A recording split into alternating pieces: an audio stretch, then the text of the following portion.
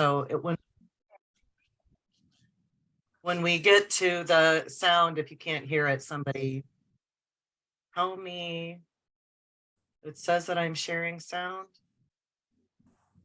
So let's see if the videos work. And if they don't, somebody please ding me.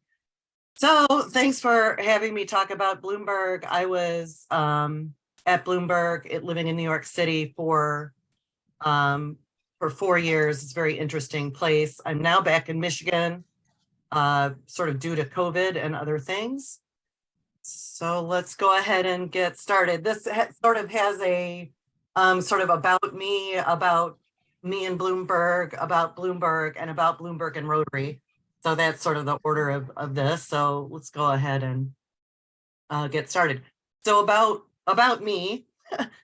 So mentioned that I've had an interesting past. Largely this has been due to my father and mother, who took me to Sri Lanka when I was a kid. So this picture, everybody see this? I think I'm sharing the right screen. Great. That this is me, I think I was 12 or 13 at our home in Sri Lanka. And to introduce myself and my family, I just wanted to start with the mothers, so this is my dad's mom, so he'll recognize this is one of our favorite pictures. So family tradition, after a meal, everyone would hang spoons from their noses. Don't ask me why, but it was great fun as kids. So this is my mama, my dad's mom, with a spoon hanging from her nose. This is my mother's mother, who was the great matriarch of my mom's side of the family, which is basically all women. This is me when I think it was it's my grandmother's 90th birthday party and sort of an engagement party for me. I was 23, I think, at this time, just back from Brazil, where I studied teaching. This is my dad, who's on the call. So this is probably the only reason that I was super nervous about this. My dad and mom, although you maybe not see her, she's sitting in the background. But my dad's been a Rotarian for a long time. And my mother is famous. Probably a lot of you don't know that my mother was famous in Chicagoland area, had her own television show called The Gene Smith Show. Before she married my father, narrated a lot, did gun commercials for Sears and jewelry commercials on television. So she was sort of a television personality. This is a picture of her interviewing local politicians. One of my favorite pictures, actually, of my mom on her TV show. She interviewed a lot of different people, famous people. This is my son, Caden. He works for a software company out in Wisconsin right now. And our 2 dogs, which still, one of them's right behind me. My daughter in New York, and this is my dad with them when they were younger. We've traveled a lot as a family. This is my mom and dad when we took a riverboat cruise up Mississippi. And this is my parents in their home in Bowling Green, Ohio, with all 5 of their grandchildren. Anyway, so that's a little bit about me and my family. So about Bloomberg. So Bloomberg is a global company. These are just some myriad pictures of the Bloomberg offices. So I reported out of the New York office at 59th Street in New York, and was lucky enough to be able to travel to both Tokyo and London while I was working there.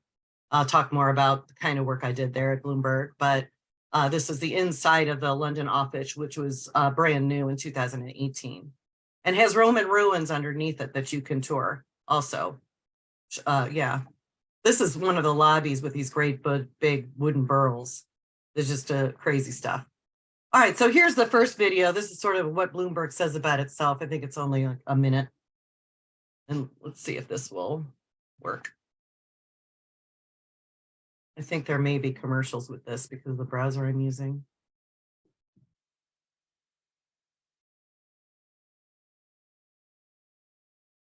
No sound, huh? No. I don't have sound either, so figure out why no sound. Oh, there we go. And connectivity. Every company needs a reason to exist. At Bloomberg, our mission is clear: to be the global leader in business and financial information. By delivering trusted data, News, insights, and connectivity to professional decision makers around the world. it's what we do every day. What's extraordinary about Bloomberg is what delivering on that mission makes happen. We make markets fairer, More open, better informed, which grows economies. creates jobs and raises living standards for people all around the world. We enable investors, companies, And governments. to make smarter decisions, which grows savings Powers development.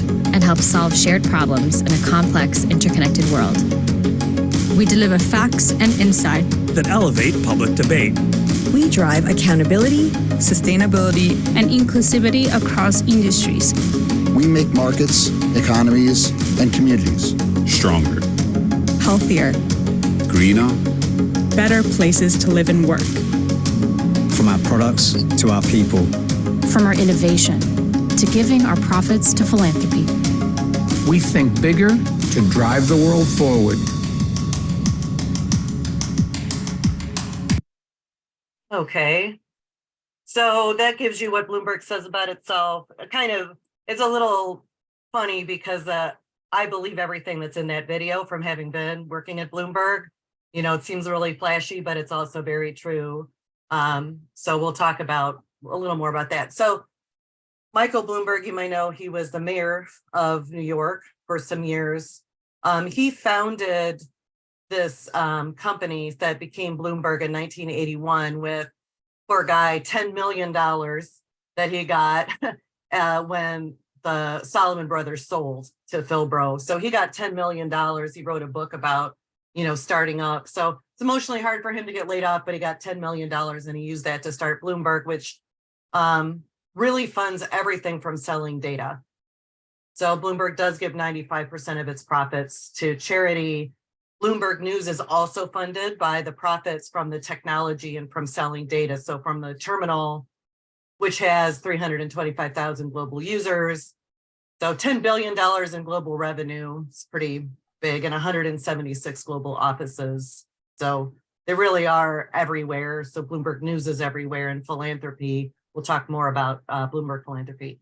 So what does fish go mean in this orange down here? This is what fish go means. So a lot of people don't know that Mike Bloomberg is very into fish. People in New York don't know how into fish Michael Bloomberg is.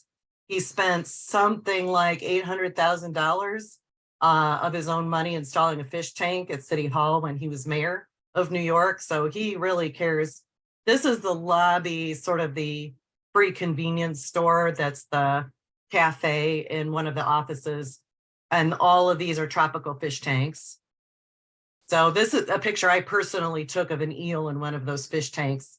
Might not know, my sister is a marine biologist, so I would take pictures and send them to her of the fish. This is another fish of a picture I took in those tanks you just saw. And in another office, there's a great big koi pond. So what does fish go mean? Fish go, during COVID, they had a function on the terminal, which everyone used when you worked there. And that always took the form of like 3 letters and then go, which is basically the enter key. So you could type in fish go and you could see a live fish tank because everybody was from home. So if you worked there, you could see the fish. All right. So that's a little about the offices there. So Bloomberg and me, this is a picture of sort of my extended team when I was at Bloomberg at a conference. There's me. We have people from all over the globe working at Bloomberg. And I say we still because although I'm no longer an employee at Bloomberg, I work with Bloomberg as part of my consulting business still, helping them out. And so some of that work sort of includes having people work and collaborate together to create better products. And to work with engineering. So I have an engineering mind a bit, thanks to my dad. And so sort of I do bridge the gap between business and technology a lot of times and try to get everyone to talk together and build the right thing for customers. These are some of the meetings that I had when I was at Bloomberg. Some of that is outcome-based planning. So figuring out from end to end what people need and figuring out how to deliver that in some kind of iterative, incremental way. It's really difficult for the business and salespeople to talk to engineers. So that's part of, we sort of lay it out and make it visible on a wall so that everyone can talk about the same things and know what they're talking about. A lot of facilitation type stuff. All right, so here's where, this is the fun part. This is where we get into really the philanthropic stuff of Bloomberg. So I'm going to give you your story time afterwards, but we're going to take a look at the philanthropy as an overview, and then this particular Bangladesh project that was so impactful that Bloomberg did.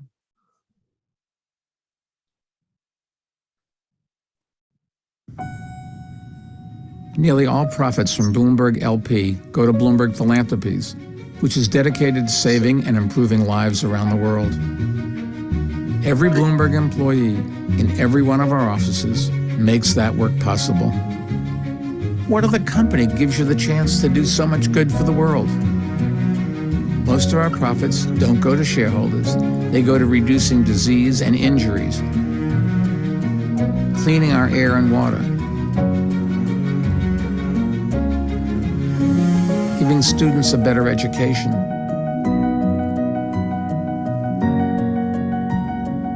supporting the arts and artists,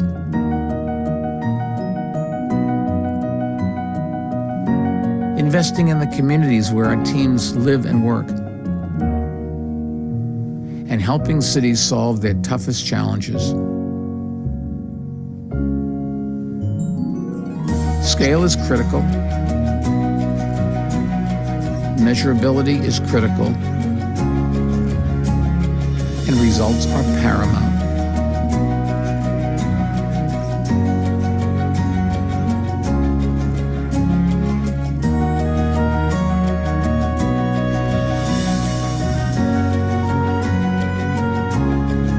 Bloomberg and Bloomberg Philanthropies are two sides of the same coin.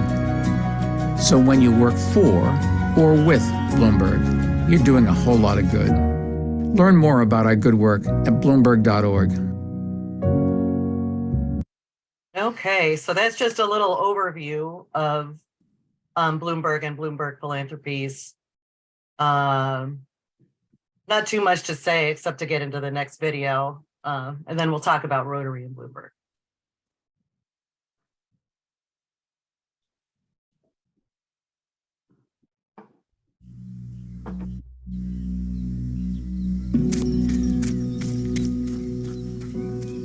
Imagine a world in which there are no fences, there are no alarms, and next to every house is a ditch or a pond full of water, which might be maybe 2 or 3 feet deep, but in some cases, like I saw, taller than me. It's difficult for us sometimes to imagine, but that's a reality that affects millions of children living in this delta called Bangladesh.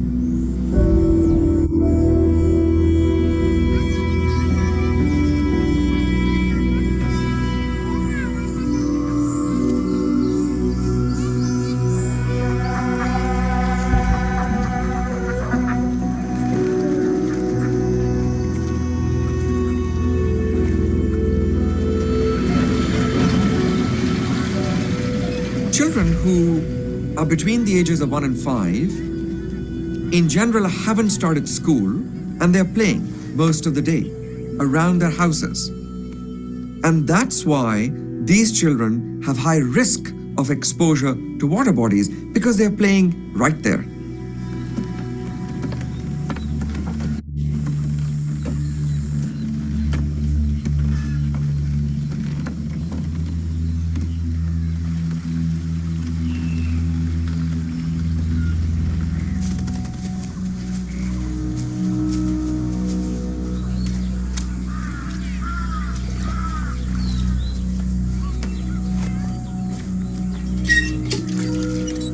কাটে হালকা কিছু কাজের থাকি ঝাড়ু দিয়ে যায় থালা বাসন মাজা এগুলা রান্না বান্না এগুলা কাজ করি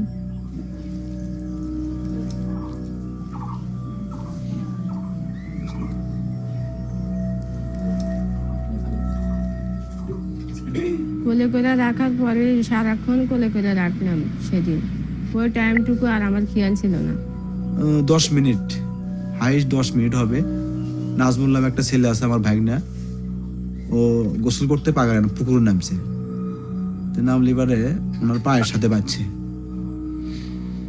বাদলি এবারে মনে করছে যে এটা কি দেখি তো মাছ টাছ নাকি বড় মাছ টাছ তো যখন হাত নামাইছে পানি এত অল্প হবে এতটুকু পানি মাজা পানি হবে যখন নিচে হাত নামাইছে মানে ওনার আমার বাচ্চার শরীরের সাথে একটা লুঙ্গি ছিল মানে ওই লুঙ্গির কাপড়টা ধরছে ধরে টান দিছে ফোন টান দিয়ে দেখে আমার বাচ্চা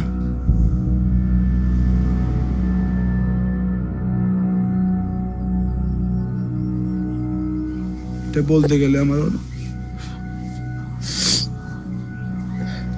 ভাবছিলাম না কোনোদিন আমার সন্তান চলে যাবে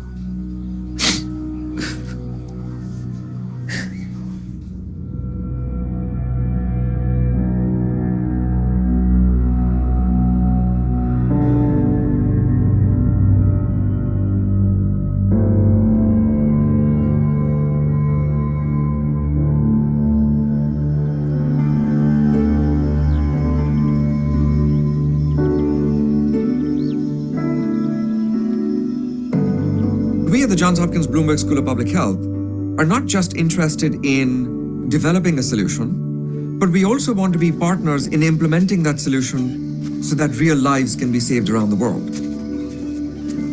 এই জন্য করলাম যে শিশুরা অনেক দুর্ঘটনা এবং নিরাপদে বাসায় থাকলে বাচ্চারা দুর্ঘটনা ঘটতে পারে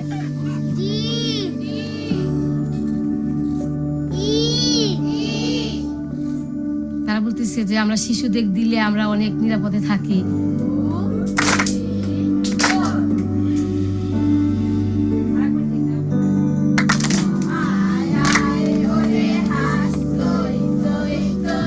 The advantage is, not only is the child away from the water, but there's an opportunity for learning, for socializing, for improving the child's cognitive development as well.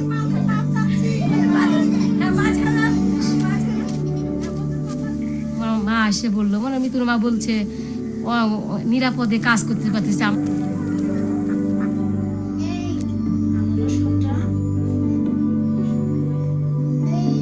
এই আঁচলটা হয়ে আমাদের জন্য অনেক উপকার হয়েছে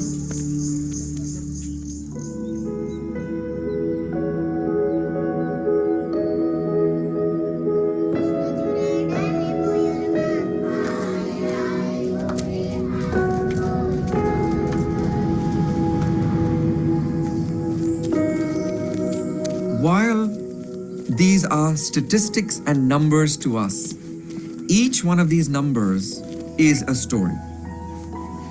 This is incredibly important that these public health solutions are not just solving one disease, but rather we are improving the health and social welfare of populations that exist in those communities.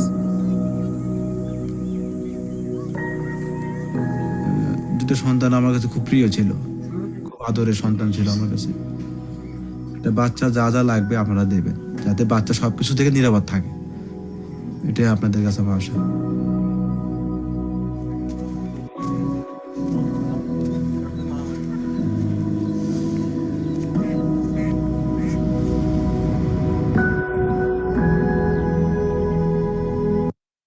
All right. Obviously, a very impactful project from Bloomberg there in Bangladesh. So the first time I saw this video, I was at Bloomberg. It was being presented by somebody from Bloomberg Philanthropies. And in the intro to this, showing this project, they had a slide that mentioned polio eradication. And I found that very interesting, that I thought that was a Rotary thing, right? Polio. So the woman who was presenting, and I said, oh, do Rotary and Bloomberg partner on projects? And she said, oh, no, Bloomberg just gave money to the project. So we'll talk a little bit more about that, but as you heard Bloomberg mention, as you're an employee at Bloomberg, you do charitable projects and everyone there is involved in them. This is delivering Meals on Wheels, chopping vegetables, like those types of things were things that I did. The bulleted, one of my favorites and one of everybody's favorites was English as a Second Language conversations at the New York Public Library, which is basically having conversations in a group with people who had English as their second language. So that was a lot of fun, but chopping vegetables was Zen. But when you participate, you can give money. So I was talking to my father and we were talking about, couldn't I donate to Rotary with my charitable work and my ability to give $2,500 or $5,000. So I called Philanthropies to try to get Rotary on the list. And I'd already seen this Bangladesh project presentation. So she said, no, we don't, because the administrative costs. I said, well, I think there are other administrative costs involved in these other charities. She says, yes, well, hold on a minute. She says, no, I don't think so. I said, okay, well, is this because I had heard from this in this presentation, in my conversation, the woman had said, no, we just give money because Rotary is a Bill Gates thing. And I said, oh, so it's a Bill Gates thing. So Bloomberg and Bill Gates sort of stay off of each other's turf. So when the other woman from Philanthropies came back, I said, oh, is that because Rotary is a Bill Gates thing? And she says, oh, so you know what the... So apparently these guys, make sure that they don't step on each other's philanthropic toes. But still, when I was doing the research here, I saw a press release from Bloomberg Philanthropies. And even just in October of 2022, Bloomberg gave another $50 million to the effort to eradicate polio, which I'm sure is a little expanded. When I was talking to my dad, it's like, polio is still gone, but obviously there's a lot of work to still do. So anyway, there isn't no partnership between Bloomberg and Rotary. Anyhow, so that's the end of the whole presentation about Bloomberg. The one thing I forgot to mention that is fun is that if any of you ever go to New York or have been to New York City and ride the subway, a guy who works for Bloomberg News is the guy who actually does the voice of the subway, and his name is Charlie Pellet. So when I started at Bloomberg, he was the one who gave me the tour of all of Bloomberg as a new Bloomberg employee. So that's it. Anybody have any questions? Does Bloomberg have any offices other than in New York in the United States? Bloomberg has 175 global offices. They have headquarters in London and Tokyo and New York. They have 3 buildings in New York. They have a big building in London that's new. They also have a large one in Tokyo. And then they have 176 other offices. Not all of those are technology offices. Some of them are Bloomberg News offices or philanthropy offices. But yeah, they've got also a big technology office in Brazil, in Sao Paulo. Are any of those other offices located in the United States other than New York City? Yes, so there are offices in Ohio. There are offices in New York.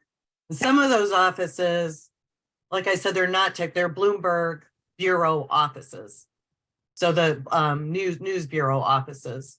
But in many of the states, yeah, they're in a lot of different states, there are offices. I found that out myself during COVID because a lot of people tried to report to different offices around the country instead of having to be located in New York City, including myself. There's a Detroit bureau office. Okay, thank you. Yeah.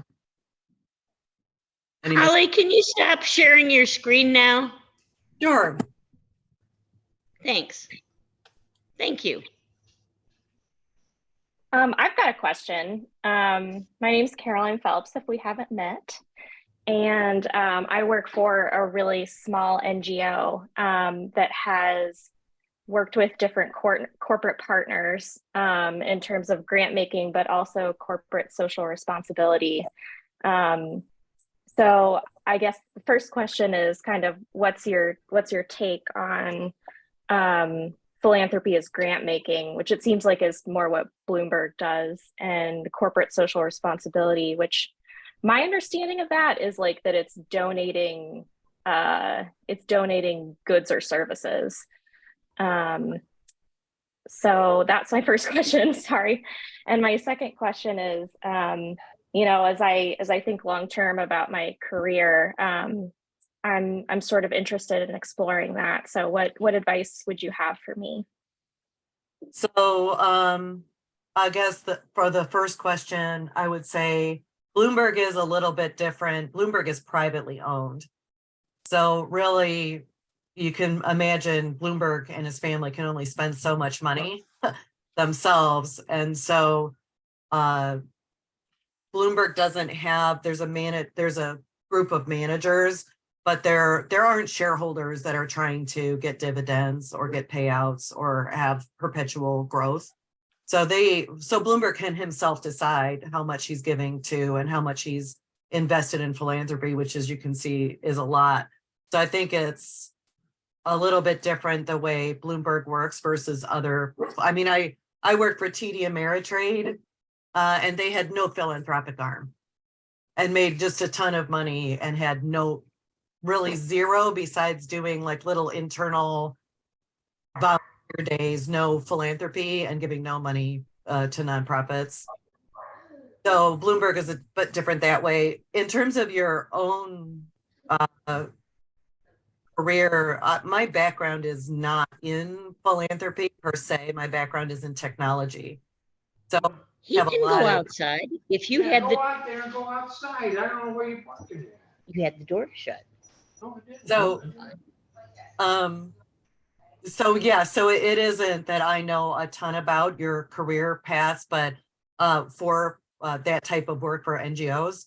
But if I can make any introductions ever to people in, you know, it is a challenge not being in New York whenever you're dealing with people in New York City, I have to say, or anybody on the coasts. It really is that I felt when I lived in New York, very exotic. I would say I was from Michigan. People would be like, ooh, Michigan, what's that like?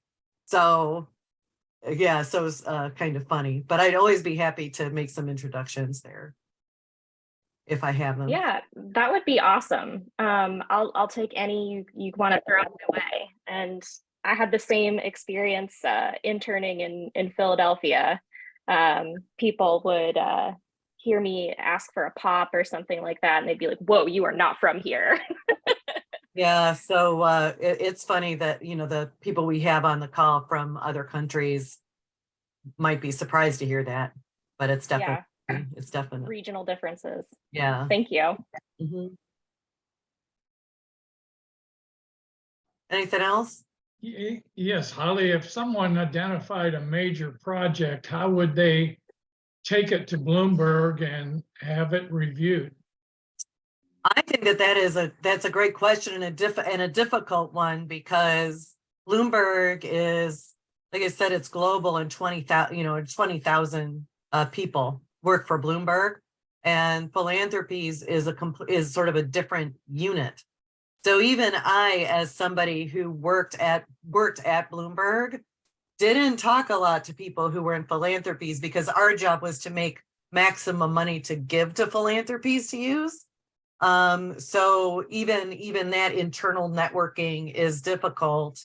And if you look at the local, the way Bloomberg is set up, sort of matrixed around the world, it's similar. I would say it's a similar setup to Rotary in that, you know, you have your network within philanthropies around the world with different people who are working for the local philanthropies in the local area, developing their local relationships and projects. So as somebody who comes in, you know, from the US, not at Bloomberg or even at Bloomberg, it's hard to get I could internally call them, but I didn't have personal relationships with people in philanthropies. But because I am still working with Bloomberg, I can try to, figure out who to talk to there. What sort of proposal would you want before you could go to them? I would even have to figure out, to be honest, I'd have to figure out what that is. Right, because I wasn't involved in how they vetted different philanthropies, except to the degree that I said, how about Rotary? And they're like, no, not Rotary. So, so I know pretty much for sure it can't be Rotary related. Because I did try that one, and that if it's Rotary related, that would be get in touch with Bill Gates and tell him we need more money, for our individual projects, right? Or or any of their other larger arms, because they probably care about Rotary projects. But Bloomberg is more interested in, so in New York, they're interested in New York-based projects, and globally, they're interested in those local projects. So I do think that Bloomberg works. So if they have a local office, right, like we were talking about before, if you find they have a local office, or that's a philanthropic office, that's probably the best way to go, because that's how they generate work. Thank you. Yep.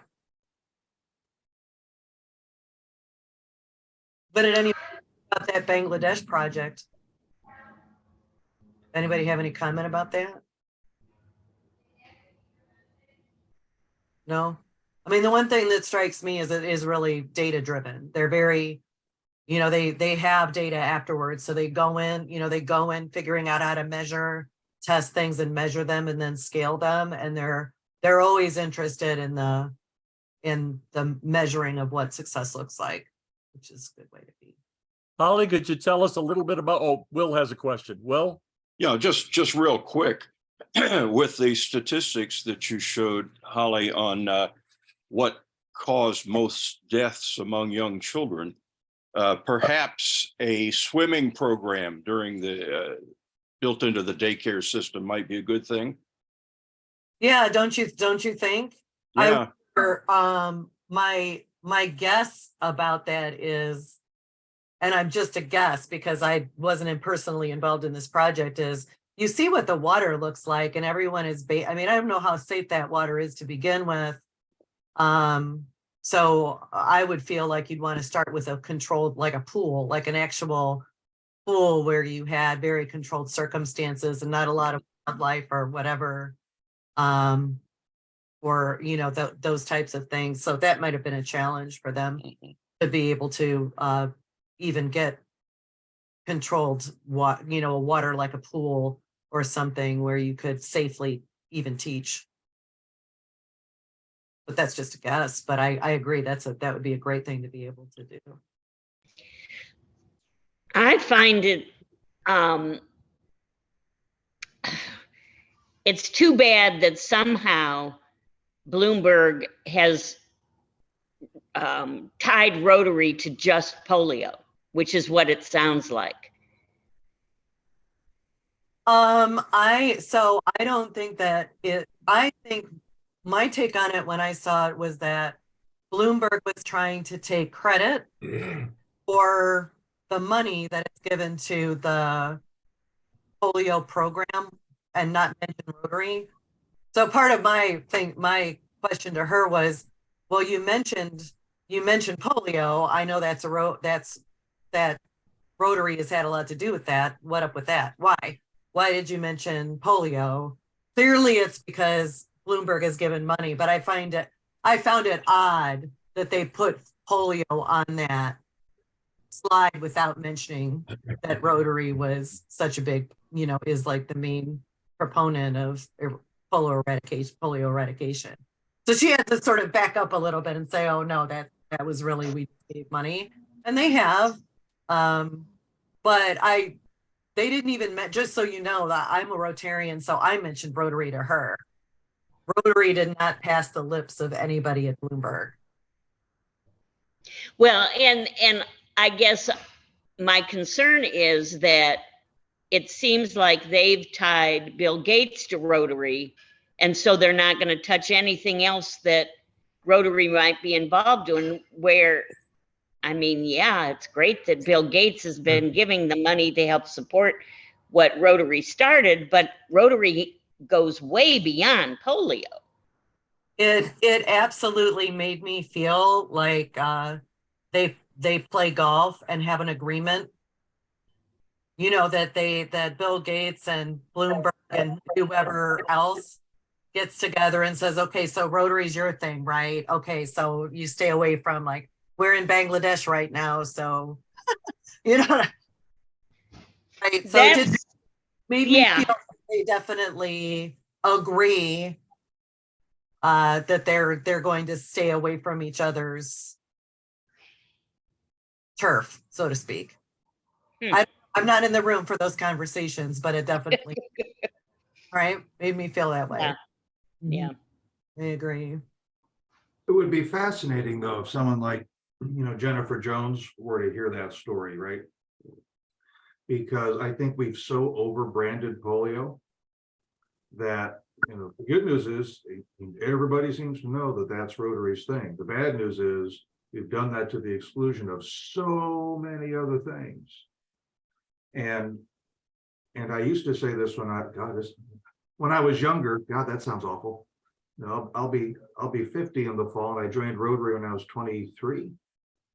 And I don't know that polio as a cause resonates the same way. I mean, I've gotten to meet polio survivors over the years. I get it. I'm sold on it. But I think that over branding is interesting in that it's in this instance, it sounds like it's excludes the opportunity for partnership. And you might argue that because it doesn't resonate with the younger audience, it does make it tougher to attract people that are, you know, 40 and less or 30 and less. It's not the same kind of a hook, but it's fascinating that they've got this agreement, so to speak, and that they're just not going to get involved because of that. What I would say is just overplaying the hand. Yeah, I think it's a very good point. Holly, could you tell us a little bit about what you're actually doing now with your digital product partners? Oh, yeah, sure. So we all know that technology has become a big part of anybody and how they're going to do business. So it is challenging for companies that started in technology or companies that now have products that are delivered through technology, or they've hired a few software engineers, or they're now having to work with an outsourced technology company, figuring out how to ask for things in the right way and how to collaborate with technology so that's why it's called digital product partners, because people have their products, but then they have digital software products and don't know much about how to deliver software that will help their business. So I help businesses sort of express their strategy in a way that can make it so that an outsourced company or their own software engineers can deliver faster and better. So my titles have been things like, I started in startups, but my titles have been things like Agile coach, director of Agile business, like sort of in companies that I've worked for. And so I do that as an independent consultant now. And I work with other people who've been doing this a long time. So that's why it's sort of a partner. I bring in other people to help depending on what the job is. And as part of that, I am back working with Bloomberg. And I've worked with a lot of large financial institutions. So JP Morgan Chase, TD Ameritrade, that's now Schwab. But and Ford Motor Company. So I helped Ford Motor Company. So I've kind of worked with companies large and small on this, and in software startups too. So it's in software. Thanks. Where in Michigan are you, Holly? Just outside of Ann Arbor. I'm in Ypsilanti. Oh, okay. Yep.